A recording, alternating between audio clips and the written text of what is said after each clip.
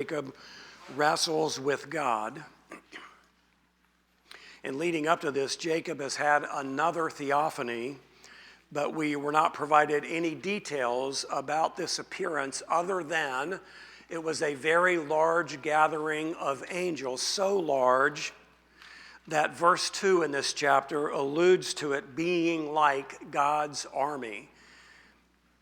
And that is not a very welcomed sight in the life of an individual. Oftentimes when an angel appears, it is terrifying, it is frightening, and it is so much more so when there is an army of angels that have appeared. And so this is in many ways a frightening experience for Jacob, and we are told nothing about this experience other than it was like God's army. And so following this appearance, Jacob sends messengers ahead to meet Esau, the brother who 20 years earlier was threatening to kill Jacob because he had stolen the birthright blessing from him. And so Jacob has sent these messengers as a way to pave the way for their eventual reunion. Jacob is on the precipice of returning to his homeland to see his father again after this 20-year absence. And so after the return of the messengers, they communicate to him that Esau is on the way and he has 400 men with him. News that Jacob was not prepared to hear, and this frightens him to his very core, and he is fearful that Esau is going to attack him and potentially kill the entirety of his family. So he decides to divide the entirety of his entourage into two camps, thinking that if perhaps Esau does attack, that one camp might be able to escape. We then see in verses 9 through 12 the first recorded prayer of Jacob, which happens to be the only extended prayer in all of Genesis, which I find to be quite amazing. And in this prayer, Jacob calls upon God. He acknowledges the loving kindness and the faithfulness of God. He also confesses his unworthiness of all that God has done for him. He asks for God's deliverance from his brother Esau, and he makes that request based upon his faith in the promises that God has made to him 20 years earlier at the first theophany at Bethel, when God reiterated the covenant promises originally made to Abraham, then repeated to his father Isaac, and then lastly to Jacob. So Jacob then sends this massive number of animals, this gift to his brother Esau, 550 animals in all, which will arrive in several waves with large spaces between them, hoping that this will alleviate Esau's anger against him. And our passage ended last week in verse 21, telling us that Jacob spent the night in the camp after sending all of the gifts ahead. And we continue now in verses 22, reading all the way to the end of the chapter in verse 32. So read along with me if you will. Now he arose that same night and took his 2 wives and his 2 maids and his 11 children and crossed the ford of the Jabbok. He took them and sent them across the stream, and he sent across whatever he had. Then Jacob was left alone, and a man wrestled with him until daybreak. When he saw that he had not prevailed against him, he touched the socket of his thigh. So the socket of Jacob's thigh was dislocated while he wrestled with him. Then he said, "Let me go, for the dawn is breaking." But he said, "I will not let you go unless you bless me." So he said to him, "What is your name?" And he said, "Jacob." He said, "Your name shall no longer be Jacob, but Israel, for you have striven with God and with men and have prevailed." Then Jacob asked him and said, "Please tell me your name." But he said, "Why is it that you ask my name?" And he blessed him there. So Jacob named that place Peniel, for he said, "I have seen God face to face, yet my life has been preserved." Now the sun rose upon him just as he crossed over the Penuel, and he was limping on his thigh. Therefore to this day the sons of Israel do not eat the sinew of the hip, which is on the socket of the thigh, because he touched the socket of Jacob's thigh and the sinew of the hip. Again, one of the more familiar passages related to the life of Jacob. And it is filled with a number of questions that cannot reasonably be answered in the passage that we have before us today. So in the increasing outline that we have, number 3 here, Jacob wrestles with God. So there are many things that are unanswerable in this passage, and so the best that we can do is to provide speculation based upon what the rest of Scripture might say, because Scripture itself does not say what these things mean in this chapter. Scripture does not provide the answers to them. So in this wrestling match with God, the first thing that we notice here, letter A, is the crossing of the river. This is really interesting because it doesn't stand out to us, but what is true here, if you read along in verses 22 and 23, we're going to see this. Now he arose that same night and took his 2 wives and his 2 maids and his 11 children and crossed the ford of the Jabbok. He took them and sent them across the stream, and he sent across whatever he had. Now, incidentally, it's not significant to the narrative here, but Dinah is omitted in the entirety of this passage. The 11 children, where it happened. She's the 12th child, but she plays no role in the foundation of Israel, so she's not included in the 12 children. She is the 12th, actually Joseph is the 12th, but Dinah is omitted because she plays no role in the foundation of Israel. But after sending all of the animals that were a gift for Esau, Jacob settles in for the night, and then he arises, and without any explanation decides to send everything and everyone else across the river. Now, we don't know anything about the Jabbok because we don't live in that region, but it is a fast-flowing river which is very dangerous to cross by day, and even more so at night. So why would Jacob arise in the middle of the night and have his family cross over, which would be a very perilous crossing? Why would he do that? There is no answer for that. But in verse 24, Jacob is left alone, meaning that after he sent all of his family and whomever and whatever was left with him, he then crossed back and is now in the original camp all by himself. Why would he do that? Was this a part of the instruction that the angels gave to him in the theophany? We don't know because we're not told what the angels said to him. Was Jacob just out of his mind and did not know what to do and wasn't thinking clearly? We don't know that either. All we know is that in the middle of the night, Jacob got up and sent his family over this perilous river and then came back. And here he is all alone, which is very important. And Moses, in his storytelling, makes this very clear on several occasions that Jacob is all alone. Letter B, Jacob is attacked. Verse 24, then Jacob was left alone, and a man wrestled with him until daybreak. Now, the emphasis here is that Jacob is alone, which always implies danger. From Jacob's point of view, a man attacked him and wrestled with him until daybreak. Who is this man? Where did he come from? How did he get here? And why is he attacking Jacob? We aren't told any of that information. It is left entirely as a mystery, but this is the reality. This man appears out of nowhere.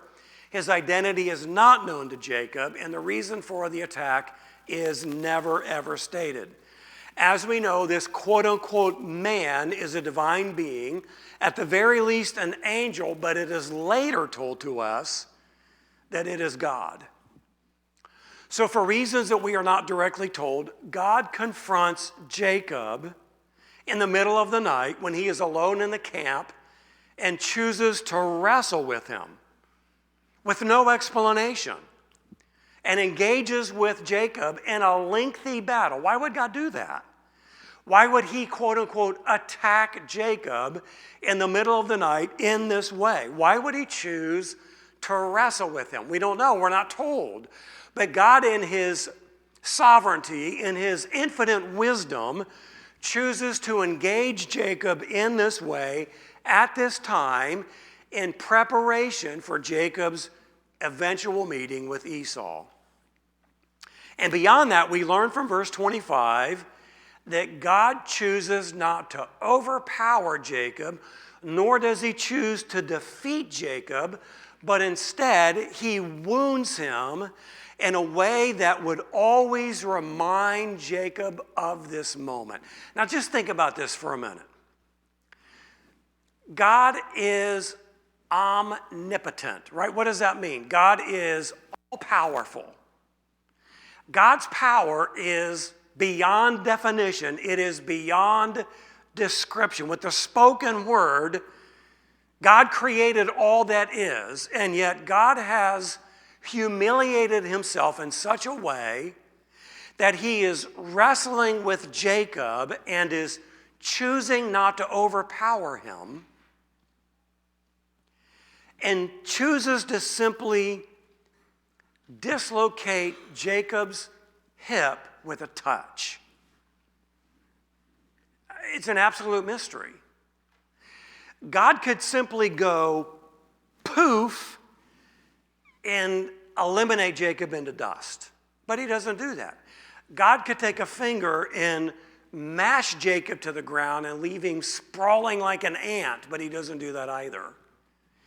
He simply wrestles with Jacob in this lengthy, hours-long battle in the middle of the night and chooses to injure him by touching him on the hip. Verse 25. When he saw that he had not prevailed against him, he touched the socket of his thigh, or the hip. So the socket of Jacob's thigh was dislocated while he wrestled with him. Now, in case it isn't obvious, the he that had not prevailed is the man that attacked Jacob. In this hours-long wrestling match, Jacob stood his ground against this attacker and has wrestled him to a draw. No man was winning, no man was losing. It was just a tussle, rolling around in the dirt. No man had the advantage. No man was getting pinned. It was just going on and on and on.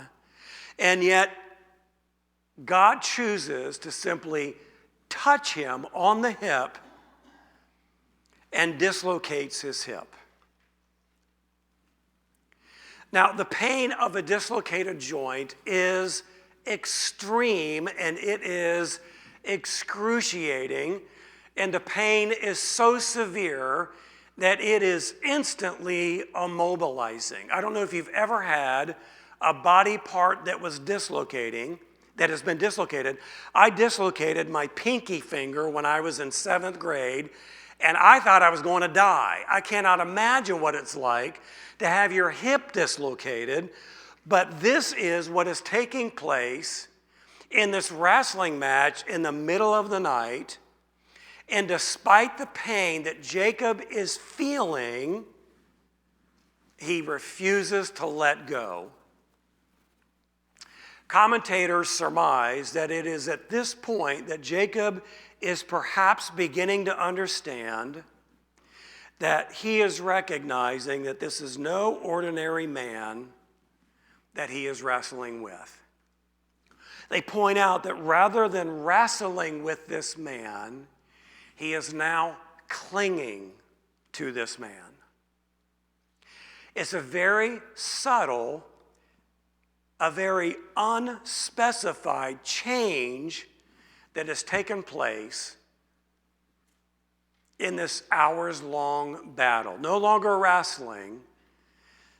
In the moment of this excruciating pain, Jacob is now clinging to the man that he is wrestling with. Letter C, Jacob's name is changed. Verse 26, then he said, let me go, for the dawn is breaking. But he said, I will not let you go unless you bless me. So the attacker requests that Jacob let him go, but Jacob refuses to do so without first receiving a blessing. Now, in the English, this sounds as if Jacob is still engaging in a battle with the man. But commentators say that's not necessarily what is taking place, and there's some scriptural insight that we're going to look at in just a second. But Jacob likely knows that this attacker is no ordinary man for two reasons. One, no one can simply touch a hip and dislocate it. It indicates that this opponent has supernatural power. Now, the phraseology in the Hebrew indicates that this is a touch. It is not phrased in such a way that it is a forceful strike that brought about a dislocation. The other instances in Scripture where the word touch is used, the implication is that you will not touch an individual. So the phraseology in the Hebrew is that he touched the hip and dislocated it. Now, I don't know if you've been in a wrestling match, but you can tell the difference between someone touching you and someone striking you. So Jacob would have sensed that. Number two, the desire of the opponent here is to hide his identity with the rapidly approaching sunrise, which indicates something else about this man. He wants Jacob to not see him, which would be somewhat unusual. So commentators surmise that Jacob is now beginning to piece together something about this engagement that makes this more than just an ordinary man in an ordinary wrestling match. Now, here's where Scripture adds something to it. Hosea adds some commentary to this passage, noting that Jacob's request for a blessing wasn't because he was dominating the match or because he wanted to continue to engage in the match, but he was requesting the blessing through remorseful tears. Here's what Hosea says in chapter 12, verse 4. Yes, he wrestled with the angel and prevailed. He wept and sought his favor.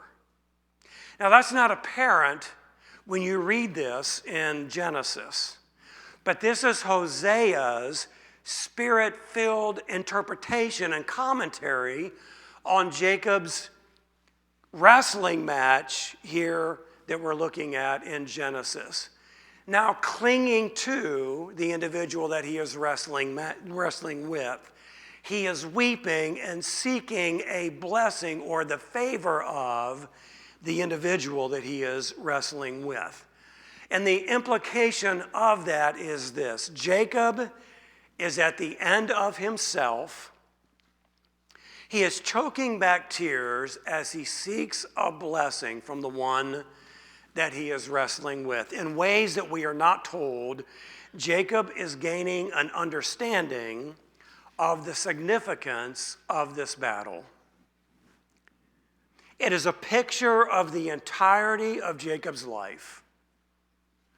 From the very beginning, all the way back in our study of Genesis, Jacob's life has been characterized as a grasping struggle. Do you remember? When he came out of the womb, he grasped the heel of his brother Esau. He wrestled with his brother over the birthright. He wrestled with his father over the blessing. He wrestled with his father-in-law Laban, and now he wrestles with God. Jacob has always struggled with both man and God. And in this moment, his fight with God for control and his fight with man for dominance has come to its defining moment right here, right now, as his hip has been dislocated and as he now clings to this man seeking a blessing.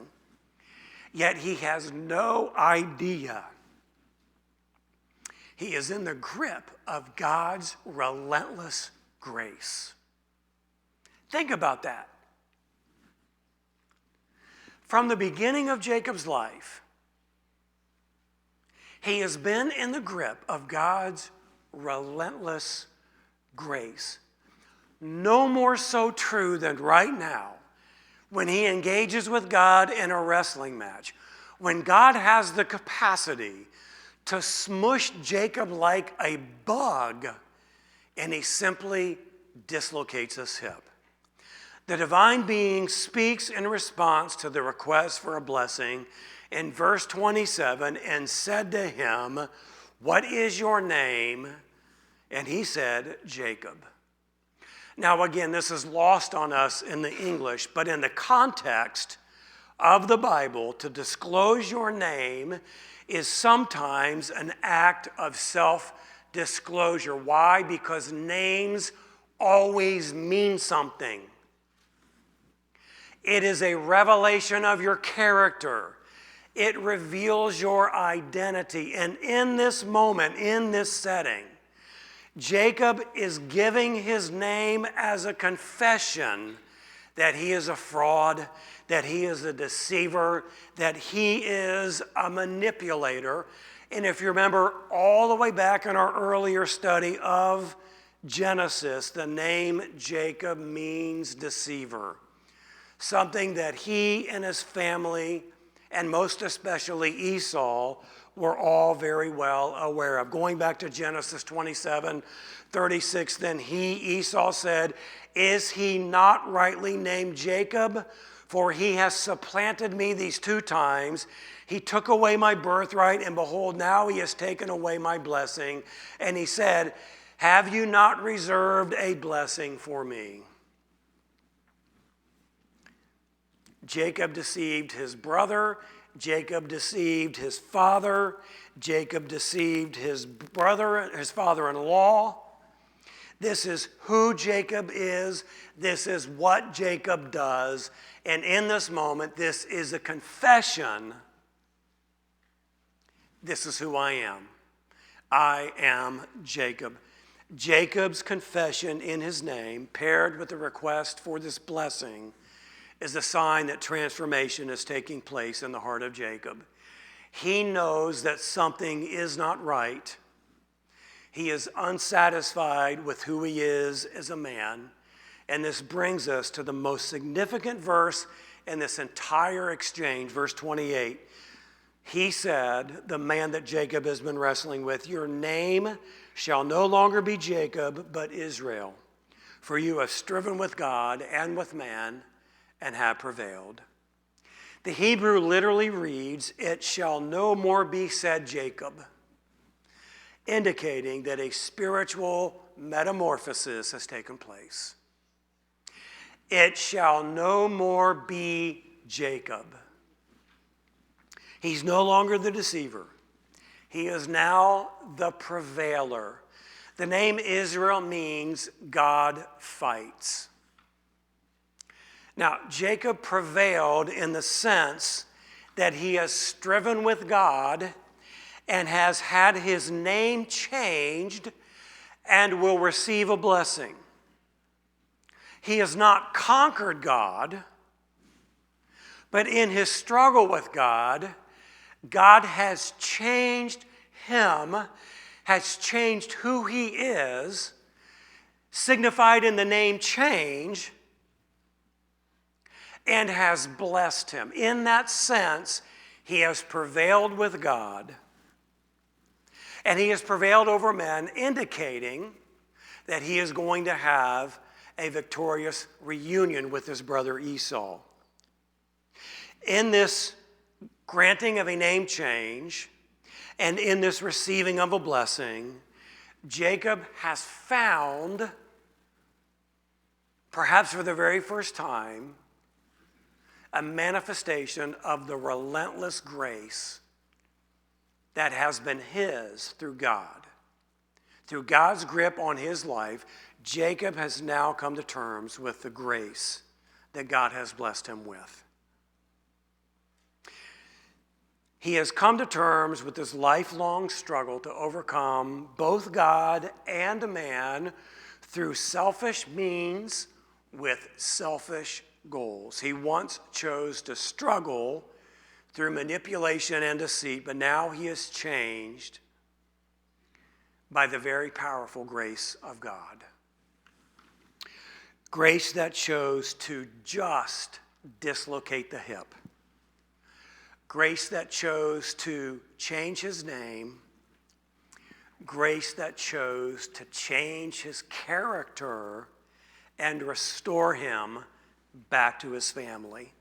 This new name also indicates a favorable reunion with Esau is expected because he has prevailed over man, once through manipulative means, but now through the inside work of God. The work of God on the inside that only comes through the Spirit of God, that no external religious form could ever accomplish.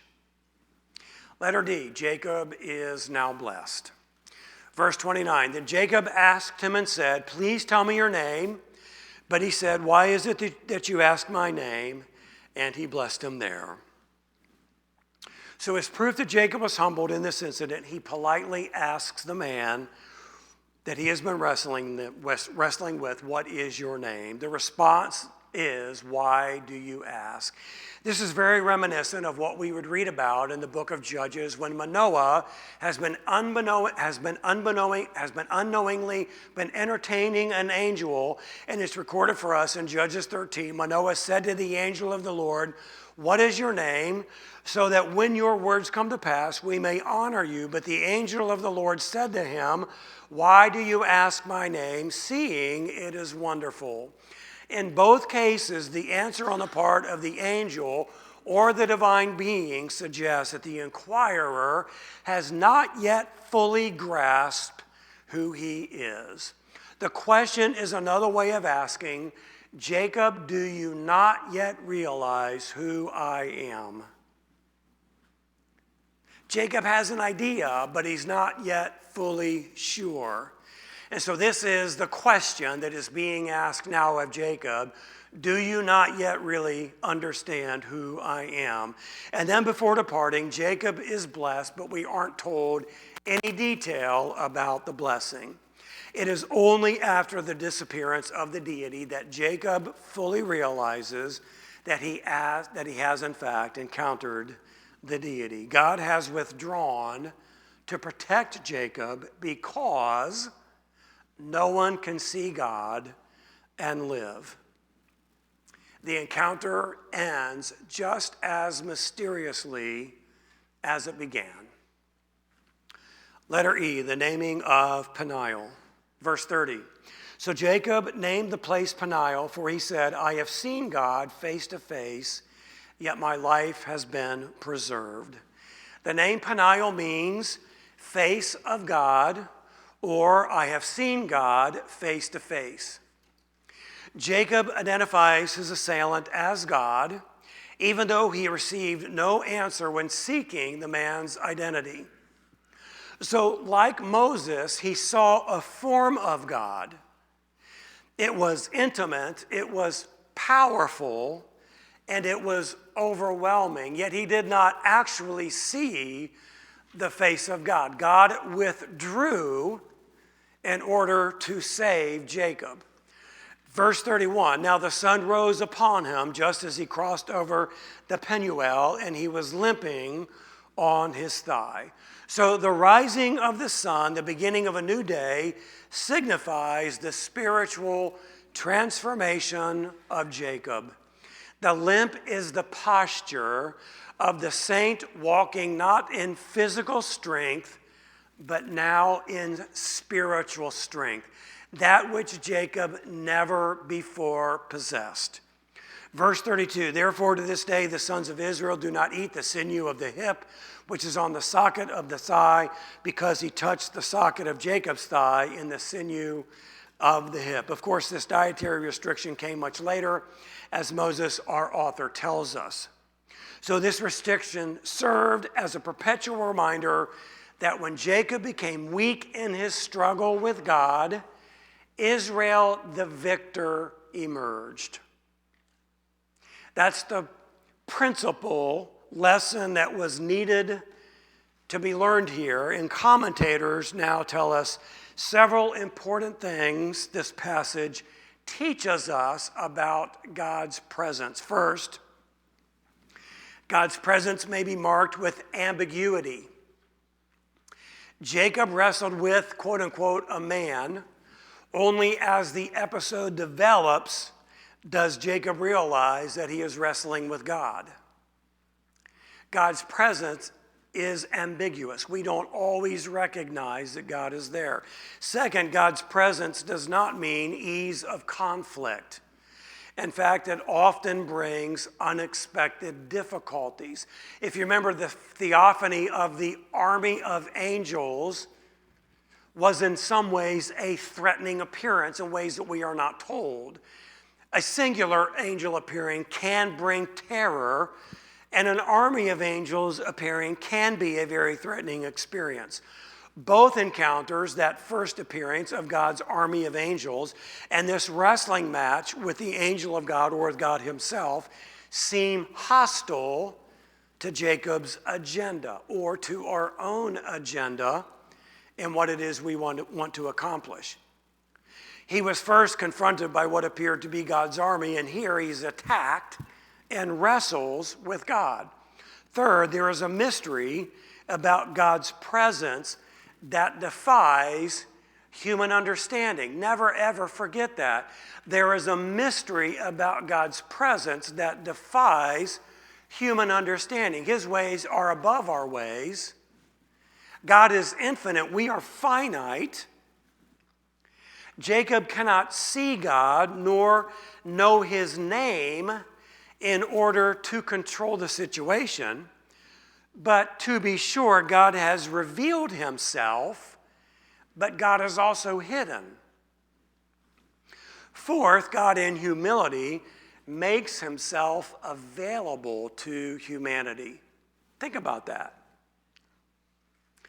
In humility, God makes himself available to humanity, and Jacob is able to wrestle this quote-unquote man to a draw through the humble, gracious, sovereign choice of God. Jacob wrestles this man to a draw. Jacob's remarkable encounter here reminds us that we too may encounter God in ambiguity, even in apparent hostility, in mystery shrouded in darkness, and in such humility, God restrains himself from dominating our lives. When we stop wrestling with God and start clinging to him as Jacob did, we discover that God has been there for our good, and he's been there to bless us. The limp that Jacob will live with for the rest of his life is the posture of the saint not walking in physical strength, but in spiritual strength, something he never before possessed. God's severe mercy with this lifelong limp allows Jacob a victory, but it is a crippling victory. Paul expressed a similar truth in another oxymoron in 2 Corinthians 12:10. Therefore, I am well content with weakness, with insults, with distresses, with persecutions, with difficulties, for Christ's sake. Why? For when I am weak, then I am strong.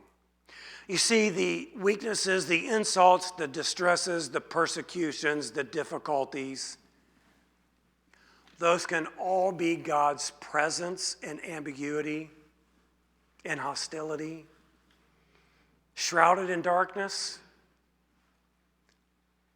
and ambiguity. But God's presence is there to be clung to for our good, seeking to bless us.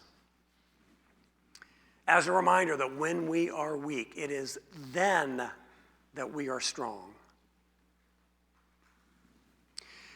In the strength of the Lord, Jacob is now ready to meet Esau. And not before was he ready to meet Esau. The question begs itself, in what ways do we wrestle with God in ambiguity, shrouded in darkness, a great mystery, in ways we don't even recognize, because it's difficult, because it's a distress, because it's uncomfortable, because we don't like it, because it's not our plan.